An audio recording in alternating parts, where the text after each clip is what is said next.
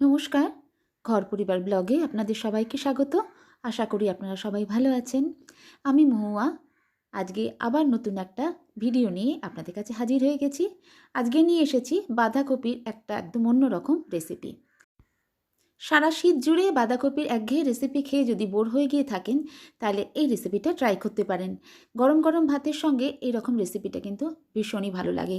আর এটা বানানো ভীষণই সহজ আর একদম অন্য রকমের এটা রেসিপি। আজকে বানাবো বাঁধাকপির ভর্তা, যেটা খেতে হয় ভীষণই ভালো।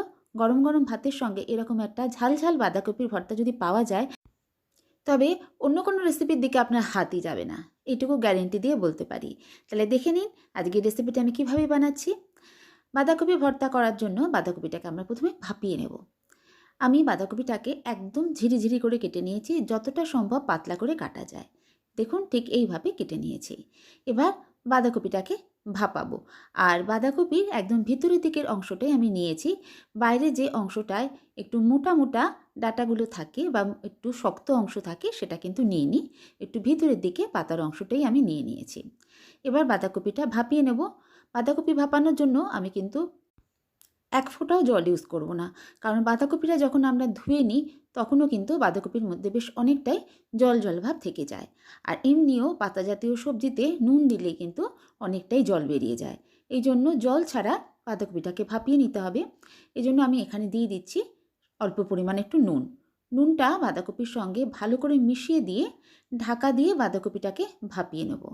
বাঁধাকপিটা এমনভাবে ভাপানো হবে যাতে বাঁধাকপিটা সিদ্ধ হয়ে যাবে, অথচ বেশ একটা শুকনো শুকনো ব্যাপার থাকবে। শুকনো শুকনো না থাকলে, জল জলে ভাব থাকলে কিন্তু বাঁধাকপির ভর্তাটা ভালো করে মাখা যাবে না, খেতেও ভালো লাগবে না। এই জন্য বাঁধাকপিটাকে একদমই জল ছাড়া শুকনোভাবে আমি ভাপিয়ে নিচ্ছি। আর সেটা কিভাবে করছি সেটা দেখে নিন। নুনটা ভালো করে আমি মিশিয়ে দিয়েছি। এবার ফ্লেমটাকে মিডিয়ামে রেখে আমি 1 মিনিট রাখবো। তারপর ঢাকা দিয়ে একদম লো ফ্লেমে রান্না করে নেব। তবে বাঁধাকপিটা যখন ভাপানো হবে তখন কিন্তু সামনে থেকে সরে গেলে চলবে না, মাঝে মাঝেই নেড়ে দিতে হবে যাতে তলায় লেগে না যায়। তলায় লেগে গেলে কালারটা খারাপ হয়ে যাবে, এরকম একটা সাদা বা হালকা সবুজ মতো ব্যাপারটা থাকবে না। এই জন্য মাঝে মাঝে আমি নেড়ে দেব আর ঢাকা দিয়ে বাঁধাকপিটাকে ভাপিয়ে নেব একদম লো ফ্লেমে রেখে। প্রায় 5 থেকে 7 মিনিট সময় লাগবে বাঁধাকপিটা ভাপিয়ে নিতে। দেখুন বাঁধাকপির জলটা এখন একদম টেনে গেছে আর বাঁধাকপিটা বেশ ঝরঝরেভাবে সিদ্ধ হয়ে গেছে। আর বাঁধাকপিটা ঠিকমতো সিদ্ধ হয়ে গেছে কিনা একবার হাত দিয়ে দেখেও নেব। দেখুন দেখিয়ে দিচ্ছি আমি, বাঁধাকপিটা একদম নরম হয়ে গেছে। বাঁধাকপিটা এইরকমভাবে সিদ্ধ করে নিয়েছি। আর বাঁধাকপিটা যতক্ষণ সিদ্ধ হচ্ছিল ততক্ষণ আমি একটা পেঁয়াজকে মিহি করে কুচিয়ে রেখেছি আর বেশ কয়েকটা রসুনের কোয়াও ছাড়িয়ে রেখেছি, যেটা আমি আর ভিডিওতে দেখাইনি কারণ অযথা ভিডিওটা বড় হয়ে যেত। বাঁধাকপিটা এখন সিদ্ধ হয়ে গেছে, এবার আমি নামিয়ে নিচ্ছি। বাঁধাকপিটা নামিয়ে নিয়ে আমি ফ্রাইং প্যানটা ভালো করে ধুয়ে আবার বসিয়ে দিয়েছি। এবার এর মধ্যে দিয়ে দিলাম অল্প পরিমাণে তেল। সর্ষের তেলই আমি এখানে ইউজ করছি। যে কোনো ভর্তা রান্নায় সর্ষের তেলটা কিন্তু বেশি টেস্ট এনে দেয়। এবার দিয়ে দিলাম কয়েকটা শুকনো লঙ্কা। শুকনো লঙ্কাটাকে প্রথমে ভেজে নেব।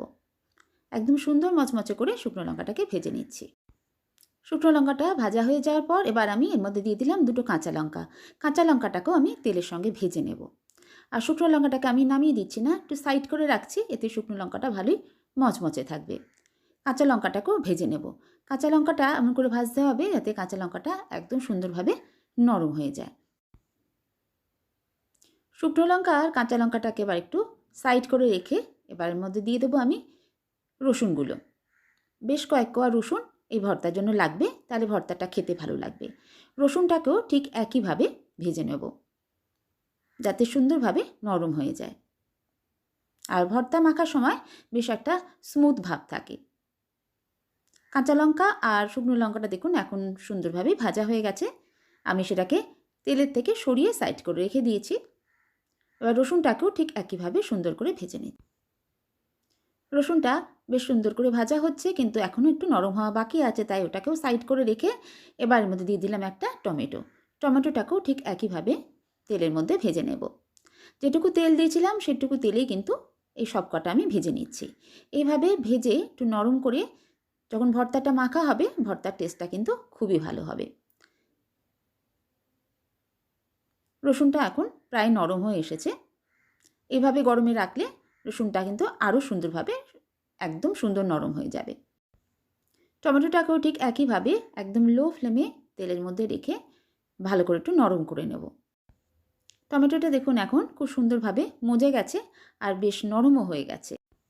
সব জিনিস সুন্দরভাবে ভাজা হয়ে গেছে, এবার আমি উঠিয়ে নিচ্ছি।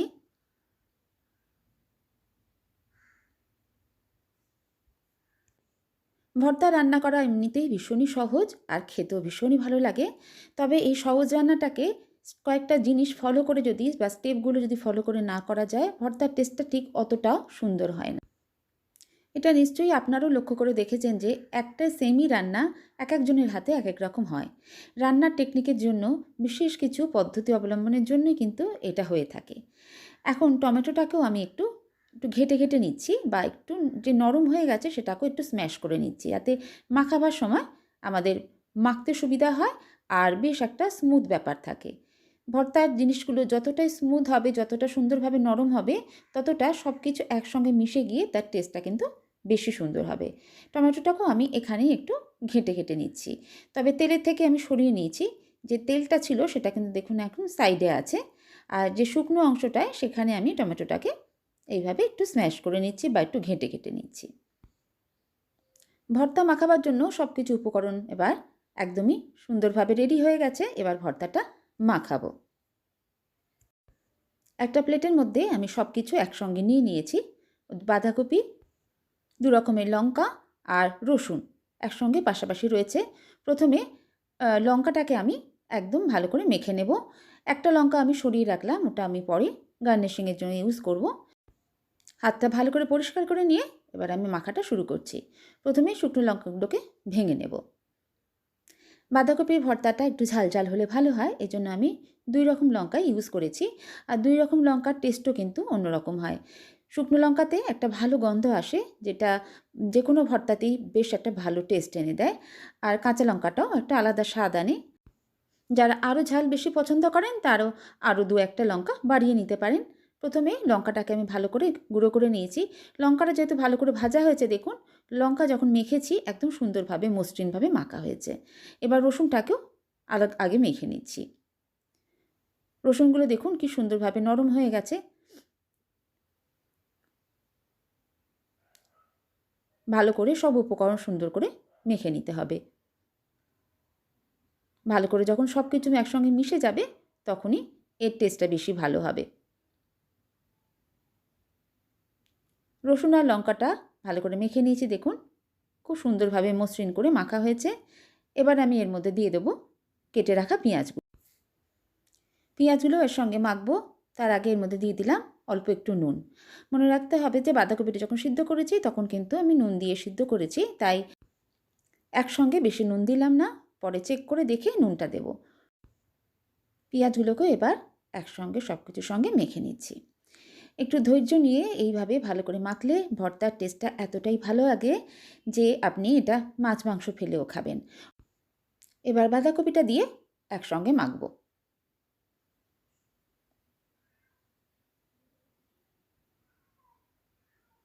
টমেটোটা আমি এখনও দিইনি, বাঁধাকপিটা আগে একটু মেখে নিয়ে লাস্টে টমেটোটাও দিয়ে দেবো।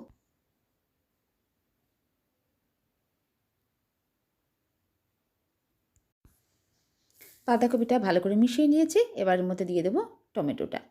আর টমেটোটা স্কিনটা আমি ফেলে দিচ্ছি। যেহেতু টমেটোটা এখন নরম হয়ে গেছে, স্কিনটাও কিন্তু সহজেই বেরিয়ে এসেছে, তাই স্কিনটা আমি বার করে ফেলে দিচ্ছি, বা টমেটোর ছালটা ফেলে দিচ্ছি। টমেটোর শাঁসটাই শুধু আমি দিচ্ছি। টমেটোটাও ভালো করে এবার একসঙ্গে মেখে নেব। এ প্রসঙ্গে আপনাদের বলে রাখি, আমার চ্যানেলে আরও নানান রকম ভর্তার রেসিপি আছে, যেগুলো খেতে ভীষণই ভালো হয়। সেগুলো একবার অবশ্যই আপনারা ট্রাই করে দেখবেন, আশা করছি আপনাদের ভালো লাগবে। আর এই রকম ভর্তা কিন্তু গরম গরম ভাতের সঙ্গে ভীষণই ভালো লাগে। আর প্রত্যেকটা ভর্তা তৈরি করার পদ্ধতিও আলাদা, সেই ভর্তাটাকে ঠিক সেইভাবেই বানাতে হবে। তাই অবশ্যই রেসিপিগুলো ফলো করে বাড়িতে একবার ট্রাই করে দেখবেন। বাঁধাকপি ভর্তা এখন আমাদের একদম রেডি। শেষে ভাজার তেলটাও আমি এর মধ্যে দিয়ে দিচ্ছি। আলাদা করে আর সর্ষের তেল না দিয়ে ভাজার তেলটাই দিলাম, কারণ এর মধ্যে রসুন আর লঙ্কা ভাজার সুন্দর একটা গন্ধ হয়ে গেছে। সেই গন্ধটা ভর্তাটাকে আরও বেশি টেস্টি করবে। একবার তেলটা ভালো করে মিশিয়ে দিলে আমাদের ভর্তাটা রেডি। বানিয়ে নিলাম বাঁধাকপির একদম একটা ইউনিক স্টাইলের রেসিপি, বাঁধাকপির ভর্তা। এবার আমি একটা অন্য প্লেটে সার্ভ করে দিচ্ছি আজকের রেসিপি বাঁধাকপির ভর্তা, যেটা বানানো ভীষণই সহজ আর খেতে হয় একদম ডিফারেন্ট। বাঁধাকপির অন্য যে কোনো রেসিপি থেকে এটা একদমই অন্যরকমভাবে যেহেতু তৈরি করা হয়েছে, তাই খেতেও হয় একদমই অন্যরকম। গরম গরম ভাতের সঙ্গে এরকম একটা যদি ভর্তা পাওয়া যায়, তাহলে খাওয়াটা জাস্ট জমে যাবে। এরকম একটা রেসিপি থাকলে আপনি অন্য কোনো রেসিপির কথা ভাবতেই পারবেন না, এতই সুন্দর এটা খেতে হয়। তাই বাঁধাকপি দিয়ে নানান রেসিপি ট্রাই করে যদি আপনি নতুন একটা রেসিপির সন্ধান করছেন, তাহলে এইভাবে একবার খেয়ে দেখতে পারেন। গরম গরম ভাতের সঙ্গে পরিবেশন করুন আর দেখুন খেতে কতটা ভালো লাগে। খুবই সিম্পল আর খুব কম সময়ের একটা রেসিপি এটা, কিন্তু যত্ন সহকারে বানালে এই সিম্পল রেসিপি আপনাকে অনেক বেশি খাবার সময় তৃপ্তি দেবে। তাই অবশ্যই একবার বানিয়ে খেয়ে দেখবেন, আশা করছি আপনাদের ভালো লাগবে। ভালো লাগলে একটা লাইক, শেয়ার ও সাবস্ক্রাইব করার অনুরোধ রইল। সাথে থাকা বেল আইকনটাকে প্রেস করে দেবেন, যাতে আমি যখনই কোনো ভিডিও আপলোড করি সেটা আপনার কাছে সরাসরি পৌঁছে যায়। আমার ভিডিওগুলোতে আমি এই রকম নিত্য নতুন ইউনিক রেসিপি নিয়ে আসার চেষ্টা করি, যেগুলো খুব সহজেই বানিয়ে নিতে পারেন আপনিও। তাই অবশ্যই দেখতে হবে আমার ভিডিওগুলো। আজ এই পর্যন্তই, আবার কোনো নতুন ভিডিও নিয়ে আপনাদের সঙ্গে দেখা হচ্ছে। সবাই ভালো থাকবেন, সুস্থ থাকবেন, আনন্দে থাকবেন।